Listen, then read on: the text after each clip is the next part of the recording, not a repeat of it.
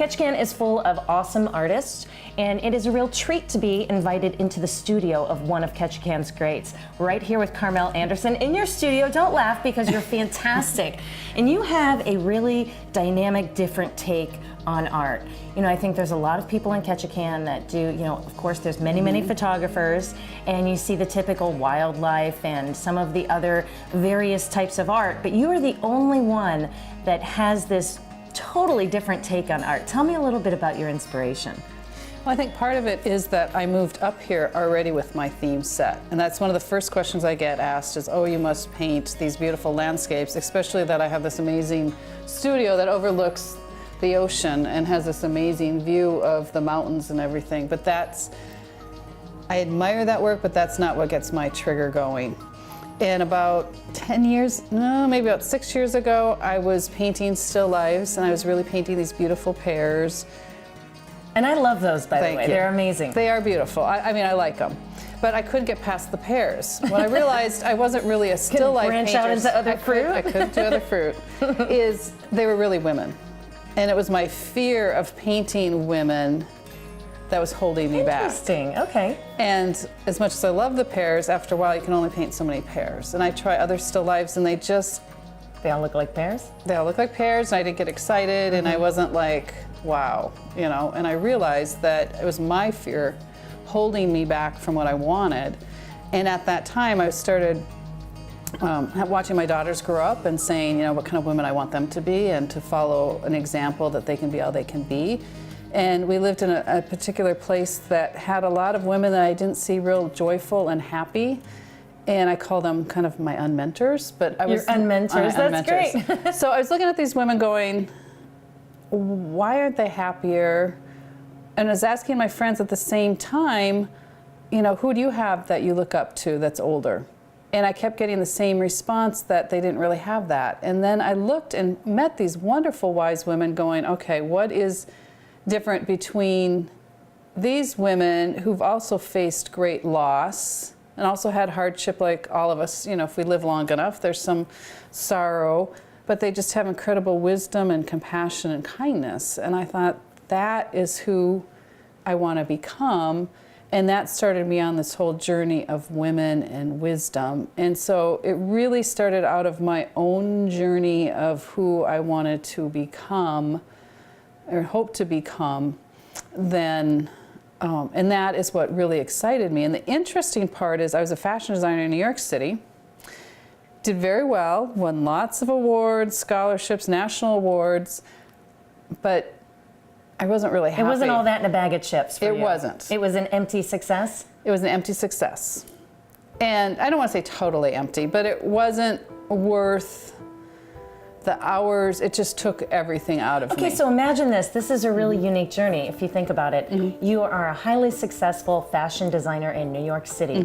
Now you are married to a pastor of a small church on a remote island in Alaska. In your wildest dreams, did you ever foresee that coming as a young woman? Never. How did you meet Keith, by the way? That's a whole interesting story. Well, go ahead. Our fathers were dental friends for 35 years, and he grew up an hour north of where I grew up. I grew up in Duluth, Minnesota. He grew up on the range, what we call the Range, a small town on the Iron Range. And we never met. We joked that if our mothers were friends, we would have met. But we knew of each other's families because our fathers had great respect for each other and were in a lot of the dental societies together and so forth. So I met his mother at the little mall, little shopping center in town, and we became friends, and his father at that time was ill with leukemia. Oh. So Keith was supposed to move to Argentina and stayed back to spend his last days with his father, and his father did succumb to leukemia. My father spoke on behalf of the dentists, and that was November 10th of 1989, and the next day went hunting with my brothers, and my one brother was killed. Oh. So the next day I met Keith, because I stopped by our house and met briefly, but I became better friends with his mother, and she kept talking about this son who had so many of the values that I wanted. I was 31 at the time, so I was older. I knew what kind of man I wanted. I wanted someone with the same values and spiritual journey and kind of Midwest values. So he was living in Argentina. He came home on a home leave. My brother had to come back to follow up on what happened to my brother. And my last flight out of New York City was, actually I was on New York City. My flight was canceled. I met this Greek gentleman who stood in line 2 hours before cell phones and said, call the airlines and get a seat. And I got the last seat on the last plane out, and I couldn't get to Duluth, to Minneapolis. My parents picked me up, and so after about 3 hours of sleep, I met Keith for the first time, where we had coffee with his mom. And then I didn't see him again. And so, to be honest, I said a little prayer that if I meant to be, I'd see him again. And sure enough, he had to fly through New York City on his way back to Argentina. My mother ran into his mother. We, you know, And the whole thing came That's together. amazing. And a week later on Easter, he called me and said, we're going to get married. So I flew down and we got engaged at Christmas. So that was Easter and then Christmas. in a week. Yeah, well, That's so one cool. date.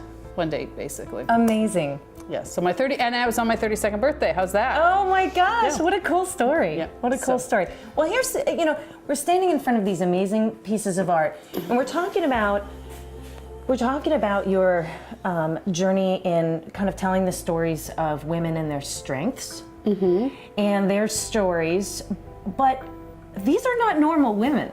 No. They're all very different in odd ways. Why? I know we're all odd. We are. That's a given. We're all odd. But you have this, I mean, there's symbolism. There's it symbolism. There's a lot of symbolism. And I guess I'm looking at these. These are some of this one particularly is an earlier piece that I did. So you can see right here, it has they all have disconnected necks. And that is from part of my journey from the disconnect between the mind and the heart or the soul. And that the women that I saw were unhappy had a disconnect. I think we've all met people, I mean, I'm saying women, but it can be men too, that, they say one thing, but they behave totally a different thing. And what I see from that is that they really haven't heard their own inner voice and become who they are, and therefore be content in their life and also content for other people's lives and journeys. Right. So they haven't discovered their own passion and their own beauty and their own uniqueness, and so there's this disconnect. But there's something in the middle of the neck there. In the middle of the neck, I do different things to symbol, and the necks are slightly different. This one was a show that I did about the wisdom and the strong women of Ketchikan, and so this one had a Norwegian background, and I put this lower piece she's walking through the salmon. Oh, I see. Okay, so well, let's this is hold a this up because this is really cool. Here, I'll hold the bottom. So this is a two-piece painting Oh, how cool. that I did where she's actually walking through, and it hangs like that. Oh, neat. And so for her, I put the fishing lure of catching the fish, which kind of represents part of who we are, and as Ketchikan, that you can't not be part of the embrace our wonderful salmon. So this one's called the Nurturer. And again, I don't have the neck connected, but it's a spring. And to me, the spring shows resilience, that she's a strong woman. And I named her the Nurturer because I put her body as like a nest, the water inside, with the birds showing that the water, she nurtures them and gives them wisdom and strength and power. And the beaks that I have on a lot of them represent, there's a poem by Emily Dickinson says that hope for the soul has feathers. And so to me, birds represent wisdom. And then when I apply the beak nose to the women, to me that symbolizes that she wants that wisdom. She wants that contentment in her soul. And so she's striving for that. So why, this is the second piece that we've looked at, and both of them have hats. I just love the pattern, I guess, the stripes and the color. Yeah, I love the colors are so vibrant. It's amazing. So And the playfulness. I'm looking down here, and what was really interesting to me, you would think when we started this conversation, you paint women, that they wouldn't have all of these different symbols worked into them, and you've started some here, but they look like they're just normal sketches. And also, I'll tell you, I would have never ever thought that you would start a piece with tissue paper. The reason I start with tissue paper is, let me show you one over here if I can. Sure. So this one's on a board. This one I'm painting, and it's called A Fisherman's Daughter. So how I started this one is I took a picture of an actual young girl whose father has a seiner, and works on her dad's fishing boat in the summer, darling little girl. And I worked on the tissue paper. The reason I work on the tissue paper is I prime my boards first with a thick coat of gesso. So how I work is very different than most artists, and it's a kind of a process that I've developed myself. They've come out with a lot of new products now where you don't need glass for watercolor, but when I started this, it was very different and unusual. And so to sketch on here, if I want to make any corrections or adjustments of size, is very difficult to erase, and it just gets really messy. So to get this sketch, probably went through 4 or 5 pieces of tissue paper. Oh, wow. So I sized it on here, and if you can see, it's a lot smaller. So I looked at that, and I thought proportionately, I just felt like the board was overpowering, and that the interest is not the negative space, it's this woman, although I like the negative space on it, this young girl. So for Lexi, I went to my copier, took this piece, and made it the larger size. Oh, I see. And then instead of sitting there and laboriously redrawing it, I transferred it on. Oh, this is so great. We're actually getting a preview, a sneak peek, if you will, of one of your new pieces. Look, can we see that? Because I really like, this is neat. I like how the lures are going through her hair. And then she has again. This one has a little fishy nose. This one is a takeoff of a piece that I did for a show locally called The Luring Woman. Oh. And it's fisherman. I nicknamed it Fisherman's Dream. So it's of a woman. And kind of my friends, we joked about it. If what a woman won't do in Ketchikan to get a good man, so became the fisher woman. So this is the fisherman's daughter. That's cool. And I see, this is pretty fascinating to me. And we all know Naomi. But you have a lot of these photographs around. And so you start with a photo? Yes. Ideally, it'd be nice to work from a real model, but since I don't do portraits per se, I do it about the essence of the woman. So like you said, this is Naomi, and I actually did a piece called Balanced Piece. It ended up looking a lot like her, which I don't normally. I try and do a composite, but she's such a beautiful person inside and out, I left it for her. This is Cheryl Bear, who posed for me. And so I don't really care that it looks like Cheryl when I'm done. I care that it has her peace and her beauty and the showing What in her. radiates from her? Correct. So it's more important for me what's inside the soul than if it matches a person. So if I was doing a portrait, then of course I'd want them in here and really make sure that the face shape's right and so forth. But because it's more of a reference guide to come off of. What's the most unusual question that someone has ever asked you in regards to your choice to kind of center around this theme of the essence of women? It's interesting. When I did still life, it was a much broader subject. But with women, it's a much narrower market in many ways, but it's incredible loyal. The people who like my work really like it. The people who don't get it just don't get it. Right. And so most of the people who ask that aren't the ones who would buy my work because they don't really understand it. And that's fine. Right. You know what I mean? Art isn't, to be good art, it doesn't have to match your sofa and hang in your living room to be good art. Absolutely. Absolutely. But a lot of people see it that way, like for them to say it's good art. For me, good art stirs you. It's powerful. It moves you. Some of the best compliments I got is a woman who was visiting Ketchikan and was remodeling her home office and had the builder build a little nook for one of my sculptures. And she said when she read my information that I have on my back of my card, Connie talking about women and their story, and my art, I hope, helps women live a better story. And that is kind of what I hope some of these things do, even if it's an internal conversation with a woman about who she is and starts thinking, am I who I can be? Am I embracing my beauty? Am I embracing my wisdom? Am I passing it on? Am I nurturing other people to have those conversations and have conversations with each other? The show that I'm going to be doing that these pieces are for is called Unheard Voices, Unheard Wisdom. And so it is about a woman's issue of abuse. And so I'm working with our local shelter, WISH, with Naomi, and coming and bringing issues into the art form for hopefully discussion and awareness. Oh, that's great. Now, where's that show going to be? It's going to be at the Arts and Humanities Main Street Gallery? Main Street Gallery.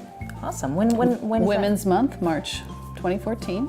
that? Wow. And so our hope is we're also going to bring an education component with Naomi and possibly a few other experts to help the healing process and discussion, because it is often it's a sad issue that a lot of us don't want to deal with if we haven't been there Right, or been awareness of. And in fact, that is one of those women over there is going to have the tape over her mouth, because I'm doing a series of 3: see no evil, hear no evil, say no evil. Yeah, And part of it is if we don't hear the wisdom and what the lessons these women learned, we can't really then help. And if we don't help, we can't help solve the problem. Amazing. So loving the neighbor to me is something really important. So it is a new area I'm going into more, and I'm a little nervous, but I'm also very excited because I feel like my art can be a powerful tool to see women. help people. And I Right. have other shows in the back of my mind of showing about the beauty of women, that it isn't, a young girl who has cosmetic surgery and so forth isn't. Sometimes we lift that up as our ideal beauty when we have these beautiful women around us that, aren't model beautiful, but what they've done with their lives and their inner beauty and what they've shared with the world they've given so much to our culture and What's our the most community. interesting thing? You're mentoring women. You're stirring these conversations within their heads and perhaps in between women. But what's the most interesting thing that maybe one of your daughters has asked you as you're creating a piece of your art? I guess what I'm thinking more of is, I don't know if they've asked because they've grown up with me talking about women, because that's when I started really doing art. My first step was leaving fashion was one of my oldest daughters. I was telling my husband, I want her to be all she can be and follow her dreams and passion. And that's when I was still in fashion going, it's a job. It became a job. Right. It wasn't my passion. I joke that, you can give a woman a beautiful sweater, and if she's still ugly on the inside, the sweater will not change Yep, that. absolutely And true. so, I do respect fashion and beautiful things and well-designed things, but my passion has always been about the inner beauty and the inner voice, and that's what excites me. So they've heard a lot of conversations in our home about that. I guess what surprises me more with my daughters is they're wonderful girls. The oldest is very athletic and loves sports, and the youngest one is very creative and loves art. So it's a wonderful combination. And I guess I'm still surprised at how much work we have done for women. And I am lucky enough in my career that I was right behind the women who broke through the glass ceiling. I saw these women, none of them had children.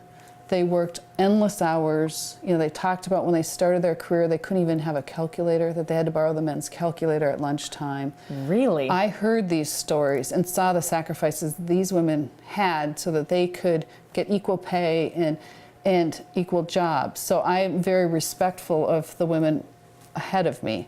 And it surprises me how we haven't advanced more as women when I look at these young girls and they're so consumed with body image, the sexuality of women, and to me, and not in a beautiful way, that they're more concerned about their looks than thinking they can have any career given to them. I mean, not given to them, but if they work for Exactly. any door opened for a career that they can have, and they still fall into, will a boy like me? Is my hair right?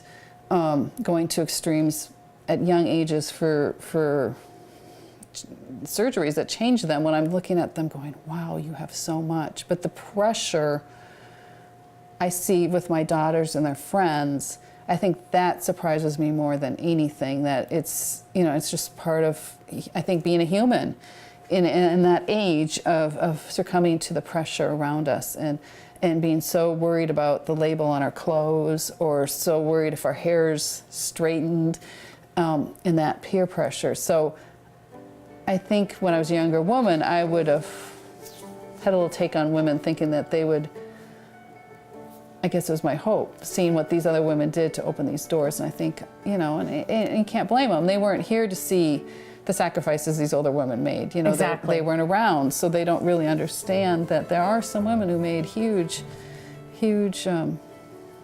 pay huge prices to get ahead. So I think that's what surprises me more, is that I think the young girls still give a lot of their voice and power away.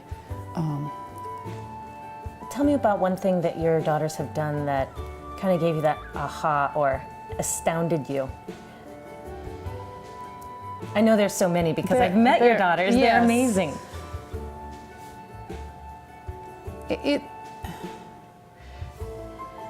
I guess to me it's not a wisdom statement. It's just amazing to watch my older daughter do sports and just see the price she's paid and the sacrifices and how much joy she gets from something that I don't totally connect to or relate to, but to see and us supporting her on her passion.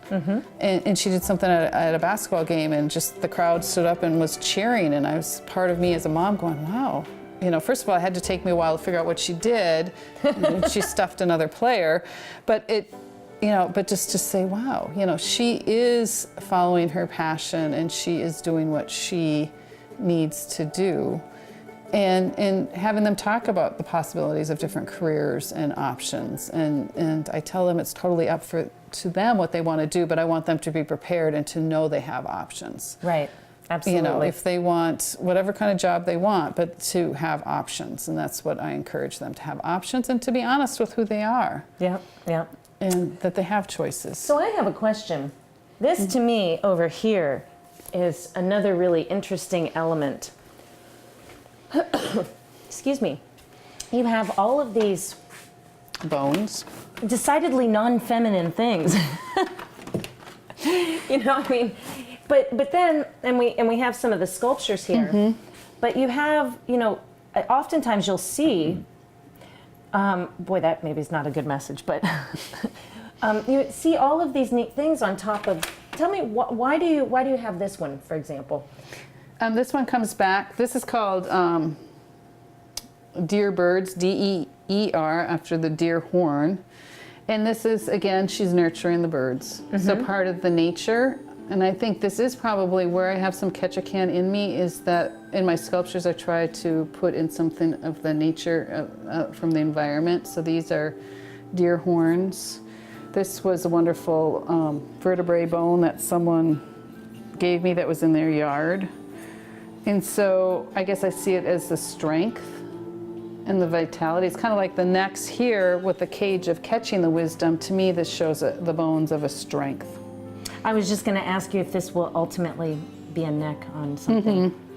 Yeah, I'm looking at, one of the wonderful things about Ketchikan is artists are real supportive. So I have a friend who is going to come over and help create stands for me. So this is going to look something like this with a metal stand, is what I'm hoping. Oh, wow. So you can walk away from something for a while if you get stuck?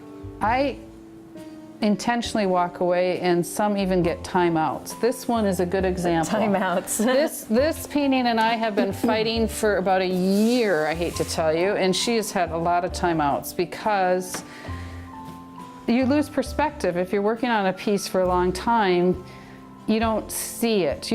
Stuff can be off and you just don't see it anymore. You've become so familiar with the piece.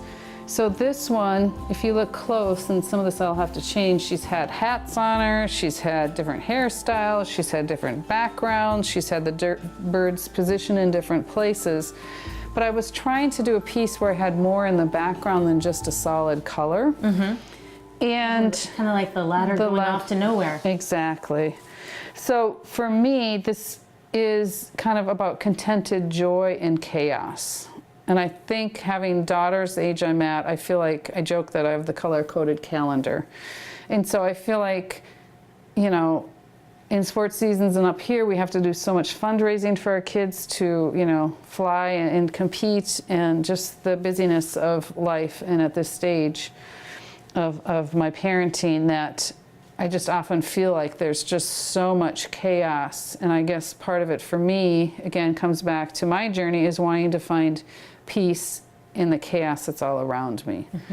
So I think I'm finally kind of coming on the home stretch of this. Is the birds represent the chaos, which still need to be finished, and the movement with the feathers in the background. The dove up here symbolizes, contentment the bird knows again is that she wants to become that. A little nest up here. It's Exactly, that's what I'm going towards. So here is the golden egg. The ladder at the neck represents the movement between her soul and her mind, that she's connected.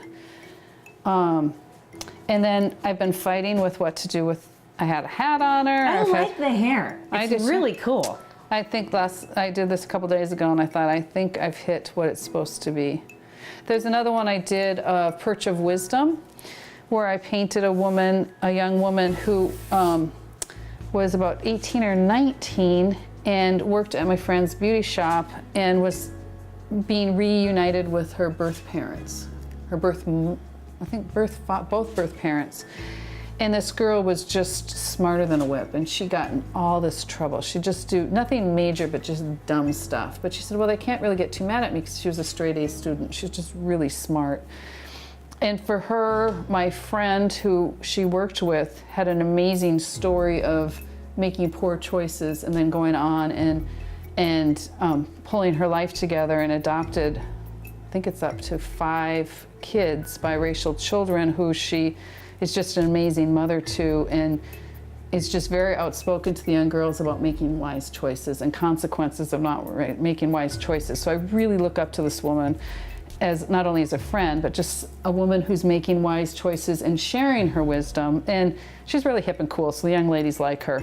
And this woman that I painted I put birds in her hair, and she had hair flowing out, and it's called Perch of Wisdom because she had all this wisdom around her, but this young woman was going to learn her life lessons her own way and probably fall down a few times, but I know it's going to grow into be an amazing woman. So this kind of reminded me of that, of where the hair then becomes part of the piece. So instead of trying to do a hairstyle, I'm making it come into being a nest for the bird, that the bird of peace is nesting in her.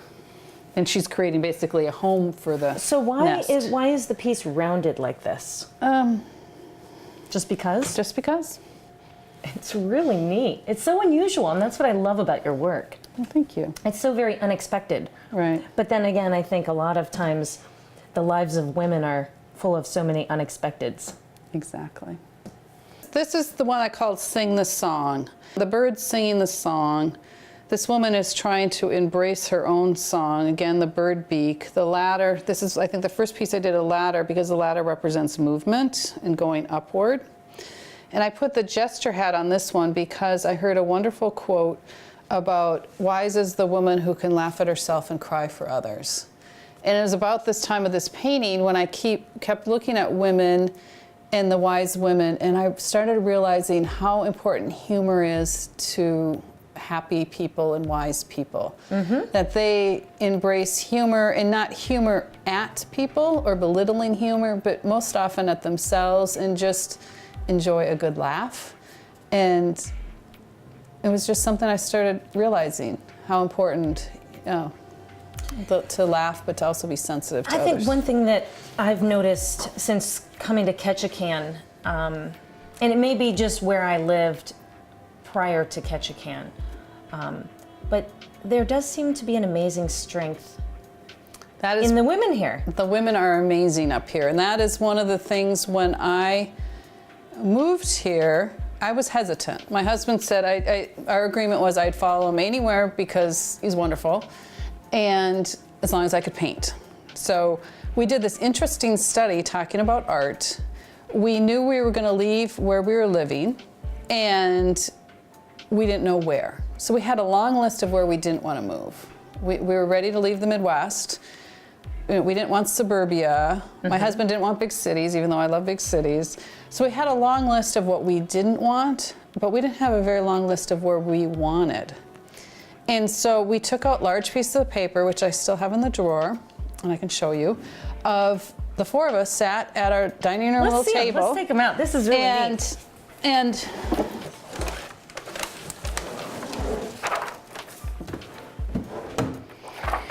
this was actually, so we started doing a lot of art, and this is something I've been thinking about, is having women want to come in and do art in my studio, which is something I'm considering. And then this is also something that I've done, these exercises that I've talked about doing and hope to in the future. But this is when I was pregnant with my daughter, a piece that I put together in my hopes for her. Dream what may come, up front, be yourself when you can be, hand in hand that we'd be close, living out our beliefs, safe, and stay well. So that was a piece I made many years ago. And so I saw the power of art. And this was my husband's piece. Let's move this over. So he didn't want to live in a big city, but he knew I wanted to, so we had one nearby. The sunshine, he had a greenhouse, gardening, which we did, a happy family, he has a smile, but he really, really wanted to be by water, which you can see right outside my window. We are by water. So he wanted chickens, gardening in a smaller town with trees, and I think my other daughter put mountains. So he wanted something by water, not a big city with trees, our family together in a place he can garden. This was our youngest daughter, was quite young at the time. And so Let's she all had go the for a walk. It's cold outside. She wanted a dog. Unfortunately, we haven't got a dog. But they were very much about, they all wanted fish. So she wanted water And music.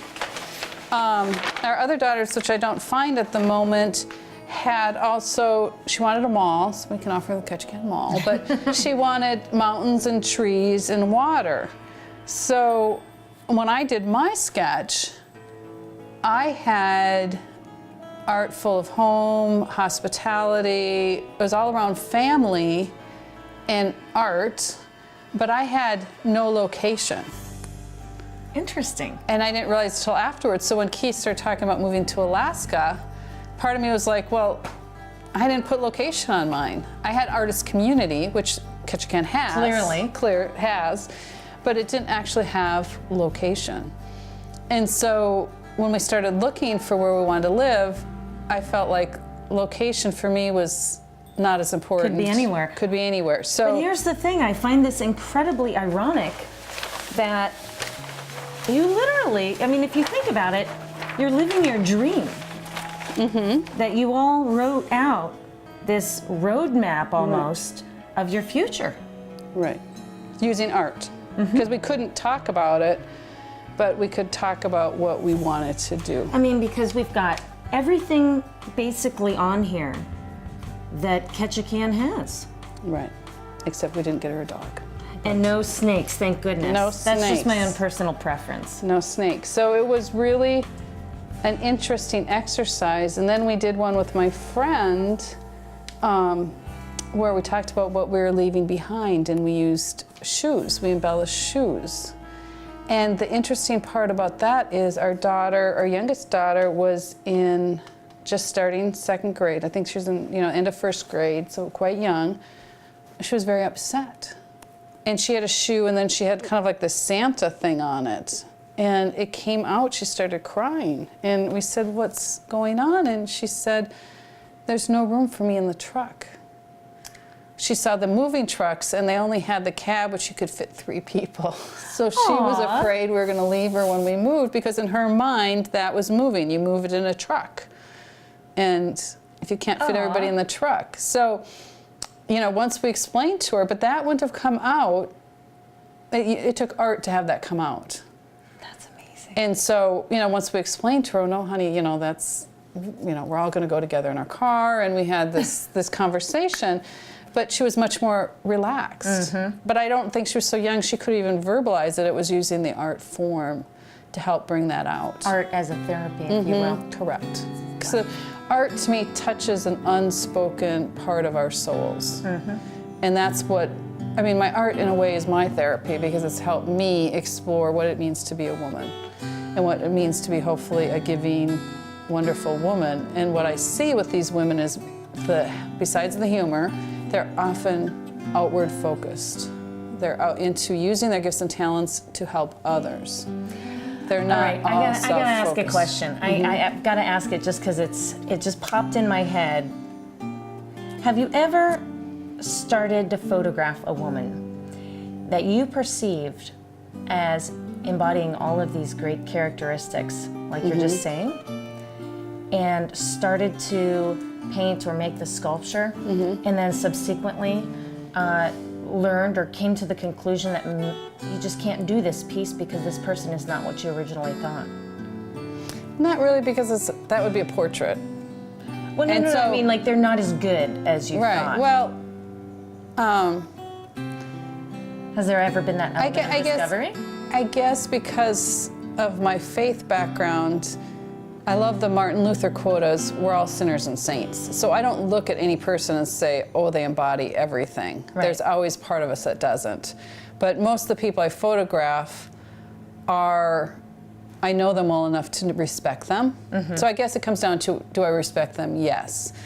You know, I think if we dug into every walking human being, we would find some disappointing part of us because we are human and none of us are perfect. So that's where grace comes in for me, and to know that we just continually try to do our best and become our best. So I guess I feel like I photograph people who try to be their best. And it's more, you know, sometimes it's just an amazing profile that I like. So I don't sit and look at that. I think I'm so focused on the painting part of it. Right. Of what I want the painting to emanate and the message of the painting.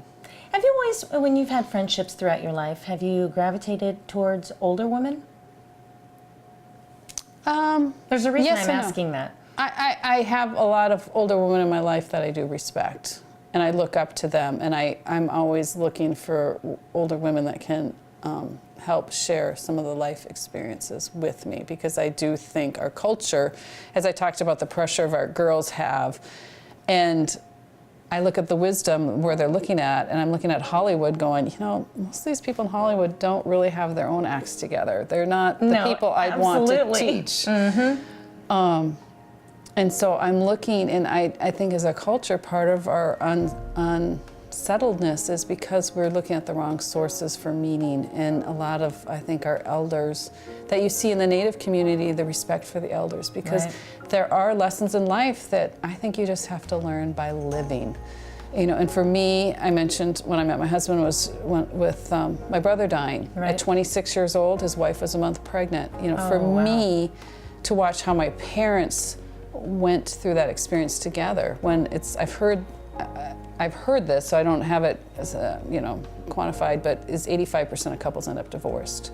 And you can see that because they grieve different. My parents are very different personalities, so they grieve, which is common. You know, I need two people you put together, and to watch them become better instead of bitter through that. So to me, you know, a young person can't really share with you what it's like to bury a child, you know, but I found with my grieving I knew within seconds if someone else had gone through the same experience, because it's hard to, you know, you can't sympathize totally, you can empathize, you can know it's a bad loss, but until you go through some of life's experiences. And so we see these older people who, you know, we all go through things. Well, and one reason I was asking is because I don't know why I've done this so often in my life, but I've always gravitated towards older women. And it's not a thing that I say, oh, I would prefer to have an older woman as my friend.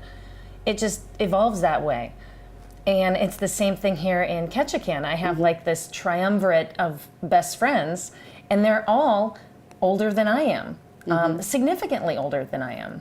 And it's just been an amazing experience because they impart this wisdom, and oftentimes humor, that I don't think that someone who my age or younger, you know, I'm 43, they haven't had enough life experience yet. And I think part of the women that I'm drawn to usually have gone through harder things in life, so they have more depth. But what I see, and that's what I was sharing with some of the other women when I first started this journey, they're like, well, why are they so unhappy? And and not as an expert, but just observing, is I think we have choices. And as we age, we have choices to look back at our life full of regret, or, you know, we all have disappointments, or to just embrace those and move on. And also, more and more recently, I'm really seeing the choice to heal. It's a choice. Right. And not everybody chooses to heal. So I'm really attracted to women who have been seasoned by life, but who have embraced it, who've learned. I like that term. And healed. Seasoned. And one of the paintings that actually is owned by the state of Alaska, I have over here, it's called Beautiful Wisdom. This is a giclée print of the piece. The original piece is 30 inches by 30 inches and was purchased for the state of Alaska's collection that will travel around the state in their permanent collection. And it represents the owl, which many of us think is the wisdom. And she's got the cage at the neck, which with feathers in it, to me symbolizes that she has caught wisdom. So she's embraced the wisdom of the bird. And it's all what I talk about, beautiful wisdom. I mean, she is a beautiful person inside and out, and she has lived a beautiful life, and that's what it represents. And so it's interesting, of all my giclée prints, this is my top seller. Because I think, as a population, we have a lot of baby boomers, a lot of people aging, and it is part of it. And you can either choose to embrace it. It's going to happen to hopefully all of us, because that means we're going to live a long life, to embrace it or move on. So what was your first thought when you found out that the state of Alaska was purchasing your art to travel all over the state? It was an incredible honor, and I was really pleased it's this piece. So this piece definitely. Did they contact you and say we're thinking of purchasing a piece, or was it just like an out of the blue announcement? No, there's a program where you apply. Oh, okay. Throughout the state. So Alaska really supports their artists, and it's been really fun for me as an artist, because people love that you're an artist. Other places absolutely. we've lived, they're like, are you crazy or whatever? And here, here it is, especially having a daughter who's very artistic, it's just, nobody says, oh, that's not a career. They're all like, oh, Esri. And she has her little collectors already. She's got some really amazing women who've collected her work. Well, and here's the thing, I've never lived in a place where so many people are not only full-time artists, but almost the majority of other people who have say a job that they go to from 9 to 5 in an office, and maybe accounting, or I have a job. They have an art on the side. Correct. And these hobbies are such a major part of their life. Oh, the musicians. Right, here. that's the thing that came, yeah. You just one after another in Ketchikan comes and they perform, and you're just blown away. And that's what I love about, another thing I love about Ketchikan is people are more concerned about you being authentic. That was advice we're giving. They said, be yourself, because we like people who are true to themselves and real. And people don't really care what kind of car you drive or what kind of clothes. Yes, they're much more absolutely. into, do you write poetry? Yeah. Do you do music? Are you into nature? Do you hike? And then there's beads, and there's, I mean, the possibilities are endless. Knitting, and so you're much more respected for almost what you do with your life after hours than what you do during your work, for many. Well put. Well put. And a lot will say it became from the fishermen and from the logging. They had time, and I think our native culture, they had hours with all the rain to spend inside, and since the salmon came to them, basically, they created beautiful art. How long have you been in Ketchikan now? 4.5 years. So just actually 6 months longer than me. And it's been an incredible journey, huh? Yes, yes, yes. My art has definitely grown here, and the support from the other artists is amazing. Because you see other artists making a living. It's a career, it's a career option up here, and something that's valued and supported. Absolutely. So these are the cards, and these are wonderful. I actually have this one at my house. In fact, I love the cards so much that I'm not going to give it to anyone. But where can I get these? Parnassus, I thought you said? Parnassus and Scanlons, and the Point is going to be carrying them soon. Oh, very cool. And I like it that they're blank on the inside, but then they have this on the back. And this is a quote that's been interesting. This is really talking about the story. And it talks about my story, and it challenges people of my whole desire to find out wisdom in the wise woman in my journey of observing wise women, talking about how they come out stronger and wiser, and how they focus on their challenges. And encouraging all of us to live a grand story, because I think we're all capable of a grand story. And it's Maya Angelou that said there's nothing sadder than having a story unlived. And I believe we're all born with a story in us that only we are able to do. And we talked earlier about being a fashion designer. When I did the career testing, they closed Izod Lacoste, and so they offered us career testing. And so one of them was interests. And at that time I started thinking, I really want to do art and not fashion. So I felt like I skewed the test, and I had interesting results. And I moved back to the Midwest with my family, and it was very interesting. I was politely sitting around the speaker, but I couldn't see. The whole side of my room couldn't see. So I got up. I was the only one who got up, and still kind of the New Yorker personality, and challenged him. I said, if I took that test, I would come out different. I wouldn't. And he said, you'd come out the same. And so I took it. And then I, kind of went on with my life and started deciding at a point to do fine art, doing the whole pair paintings that we discussed earlier, and coming back to realizing that I wanted to paint women.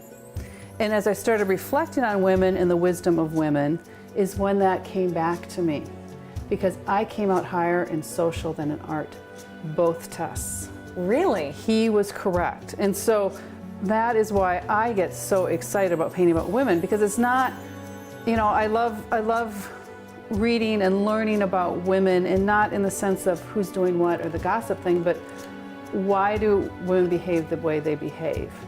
And that's why I think of myself more of a womanist, because I find women fascinating. People say, well, why don't you paint men? That's such a cool term. I like it. Yeah, I do because too. Whether it's a woman who wants to be the president of the country, or one who wants to stay home and raise their children, but yet gives this amazing amount into the community. Exactly. And so I tell my daughters, I want you to have the opportunities, but I don't really care for your choice as long as it's right for you. Right. I want them to learn and to feel that they can achieve the greatest story for themselves. And so I'm always encouraging them to learn and to think, and to the point where it's funny watching cartoon or commercials with them now. They'll be like, that's not true. And it makes me feel good, because I'm like, they're thinking about it.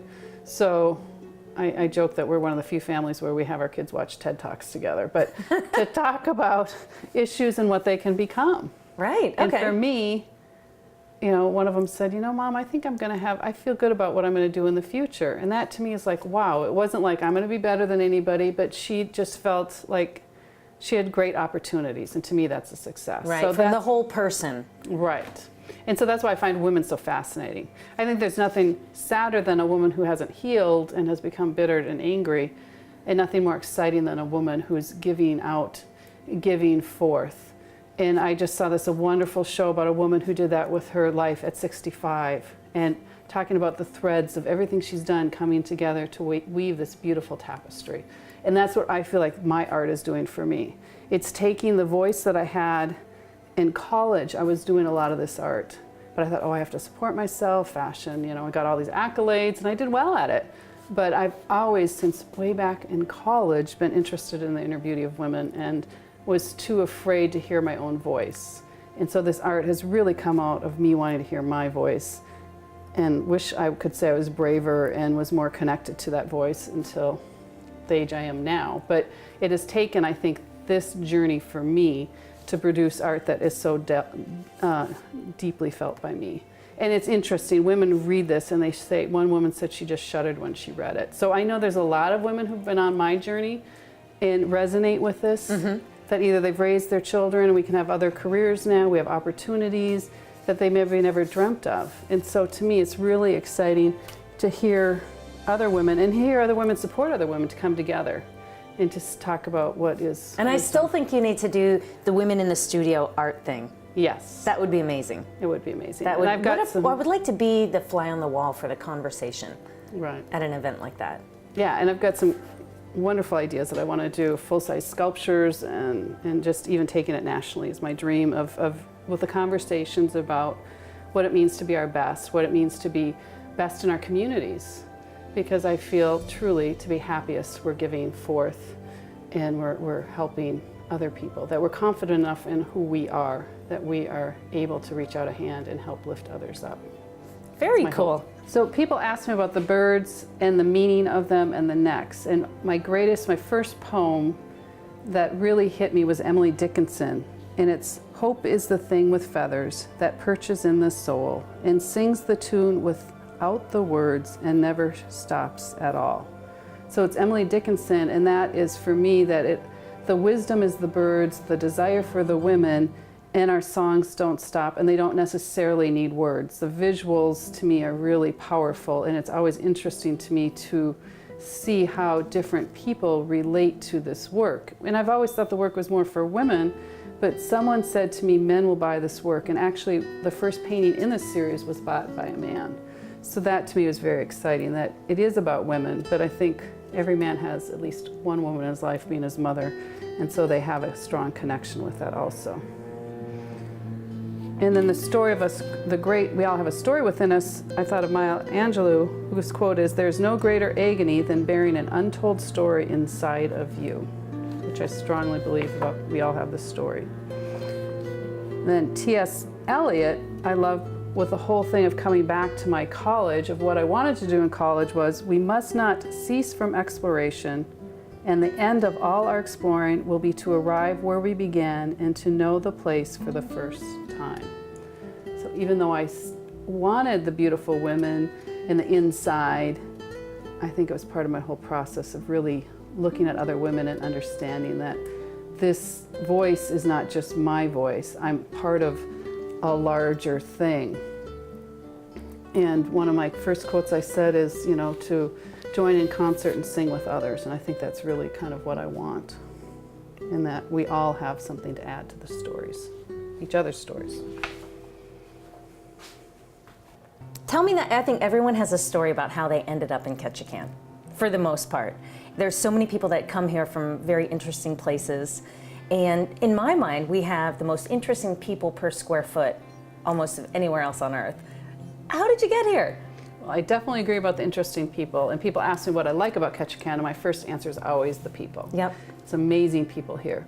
But my husband, when we knew we were going to relocate, we kind of talked about how we knew where we didn't want to live, in the suburbs, a big city, but we didn't know where. And we did the little art pieces, and we said water. And so he came to me and he said, "What about Alaska?" Now, being kind of ignorant, I thought, well, it can't be too far a drive from Seattle, so I can handle that. So each time I'd find out more information, I'd be like, oh, there's no road from Seattle, but I looked online and it fit the art community, and the agreement was I could do art. And so I looked up in the visitor's guide and saw this article about one of the artists, Mary Ida, and she said, "We love new artists." So I thought that was exciting. I contacted her, and when my husband was interviewing, she showed me around and just gave me, she just said, "You have to move here. We love your art. You have to move here." And it was so exciting. But I still kind of, going unsure. And so I called a friend of mine who was got her MFA in not far from where we were living. And I said, "Lyric, what do you think about us moving to," I didn't even finish saying Alaska. She said, "Move there." She said, "They love artists. They'll love you. They're just the most interesting people. You've got to move there." I mean, I didn't even out of it. So, and then we came here, and the people were so gracious. And of course, we looked online and saw the beautiful town, and of course, it was always sunny in the pictures and everything. And we kind of joke about that. But isn't that funny? False advertising, right? Yeah. I don't know if false, but yeah, they just shot them on nice days. But it was truly the reception I've gotten. And the first Friday I was here, there was a reception for an artist, and I was invited and met all these wonderful artists. So it really is a supportive community. So this is the part I'm really looking forward to. No pressure. No pressure. This is what I paint on as cradle boards. I like a hard surface, and then I prime it with a gesso. And now this was a very unusual process, and it actually came when I was a fashion designer. I was doing this painting of a rooster, and the rooster, a friend of mine he was in the art department, suggested using that it would be perfect for gesso. And the first time I did it, I just fell in love with the process. And so even though I've changed some of it, going from still life to painting women, I've never changed the process of what I work with. And even other artists will stop. I've been doing it about a dozen years. And even other artists will stop and ask me how I do it. And so it's a very challenging way to work because it's still watercolor, but I can get interesting mixes with it. But it's not necessarily the most forgiving. That's way. exactly what I was going to say. And what happens if, like, let's say I want to put in a purpley color, and you know, if I want to make this purple, I can do some wonderful mixing. But I just want to lift a little bit. If I press too hard, I can just wipe the whole thing out. Oh, wow. So it's wonderful, but sometimes I'm doing some of the more final touches on the detail, and I'll do the final stroke, and I'll basically ruin the whole painting and start over. I mean, I've been known to wipe out whole finished parts of paintings just because of one stroke. Wow. So this is just kind of showing you the color that I can get, and then I can do, you know, sometimes Now, I throw... coming from the untrained eye, meaning mine, I don't think at first glance when you look at your work that it's obvious that it's watercolor. Right, and that's what I'm saying. Most It almost people, looks acrylic or... oil is what I get asked oil. a lot. So this is kind of just a general how it works. And it's interesting, when I first started doing this, they didn't have all the watercolor canvas or any of those, so then I really got asked a lot of questions. And I don't mind helping people. It's just, you know, be honest with me. If you're another artist and you want to know, just tell me. But I worked hard for this, figuring out how to do this. So that's how I do it. So when I apply it to paintings, I can move over to one. I can show you one that I'm working on right now.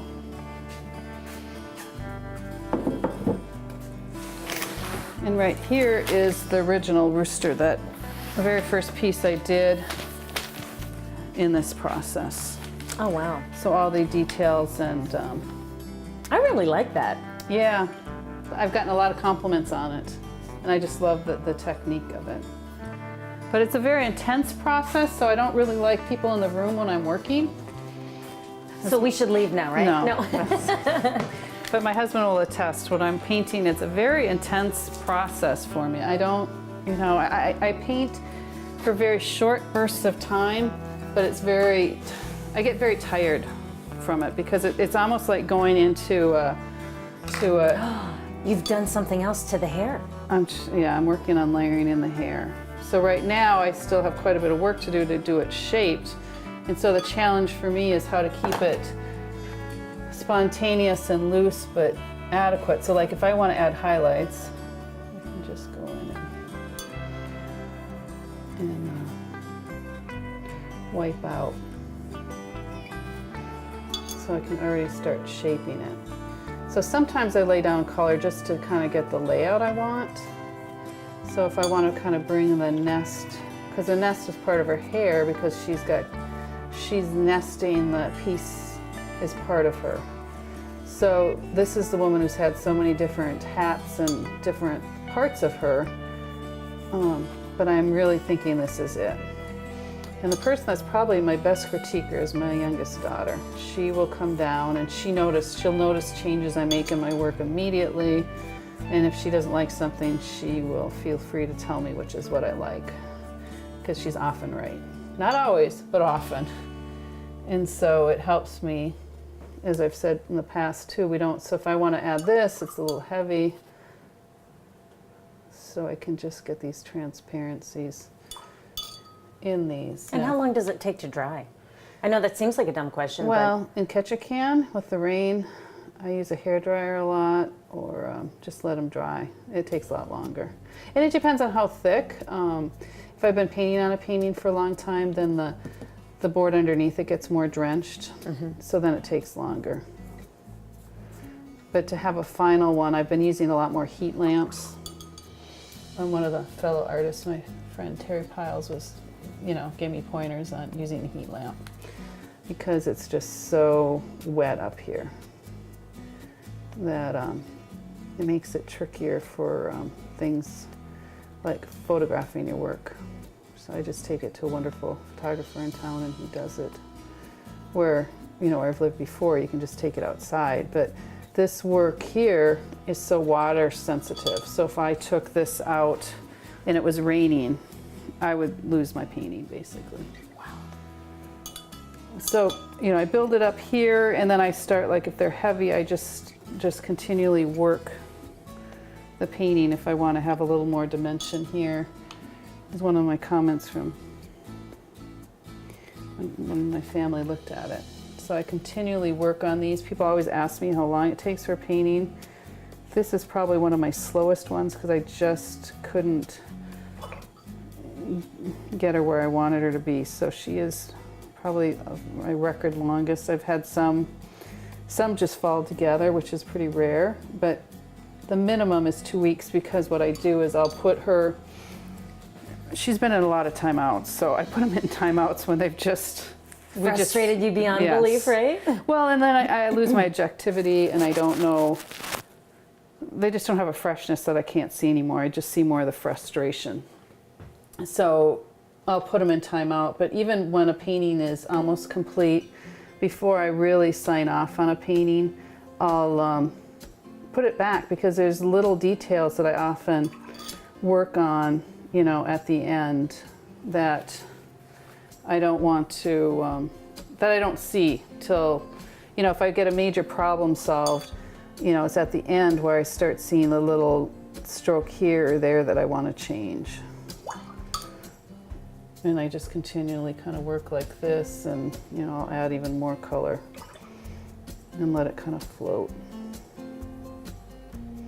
So the key is to kind of know what I'm doing but not get too tight with it, ideally, which isn't always the easiest when you're doing people because you want them perfect. And that's partly why I don't do portraits, because I don't want to get that tight with them. You know, a friend wants me to do one, so I told her I'm going to do the essence of her, because if I start thinking of it as a portrait, it's not going to turn out good. It's not going to turn out well, I guess, is not the proper. And so working on highlights, so I continually work with this. At a certain point, the brush is too small. I'll stop, let it dry, try and look at it from a distance. Because I paint this way too, it's harder for me to see the perspective. So, Oh yeah, look at that. so it will start to take shape, and it will look better after the camera's off because I can work with it. But part of it is working with trying to get what she's going to look like, and so I have to kind of play with it because it's kind of like the nurture where she's kind of, the hairs become the nest, so I have to kind of spend a little more time figuring it out. That's amazing. But so these I kind of want to look like hair but also twigs. And I just took photographs of a young woman, delightful woman with dreadlocks, so I'm going to attempt that. Oh, that'll be great. Yes, lovely conversation about tattoos and body piercing from a young woman, and just delightful young woman, and it was a very fascinating conversation about being a woman.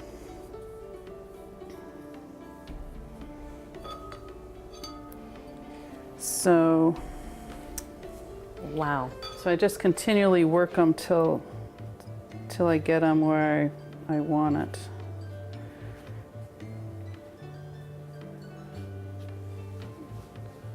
And so these I've got to play with. I might glaze them afterwards to kind of, I don't want the birds to compete with her, so I have to kind of get her finished, and then I'm going to figure out how intense the birds and how much detail. Like right now they don't have a lot of detail because I was more concerned about the color of them. So now if I want to go back and add eyes and detail, I can do that as I process, you know, as I work it, because it kind of all becomes relational. So I had to figure her out first. And now, you know, it's so wet that really the best is to put her aside and let her dry, look at her from a distance and see what changes, what areas. Obviously I want to work in here, and I got to figure out these. I'll probably have these fade a little more into, you know, figure out a color so that it, you know, kind of fades into it so it's not as strong, so it doesn't distract from it. I'll kind of add some blue in it. And then I can go and clean it up too.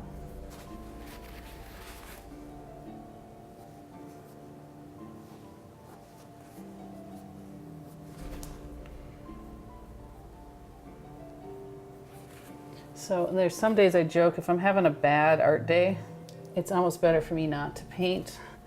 I can go and do paperwork or something else, because if I'm off, and there's some days where I just, if I'm not feeling it, it's really better for me not to touch it, because like I said, I can take one brush stroke and ruin a whole painting. So I have to be very focused and really present. So in some days I've left the studio farther behind than I started in the morning. So I try to keep that, kind of honor that. How many days a week do you paint? It really varies, and that's one of my goals, is to spend more time creating art. It's really easy to get into the cards and the sales, and it's a business, and people don't realize that artists actually spend a very small part of their work actually doing art.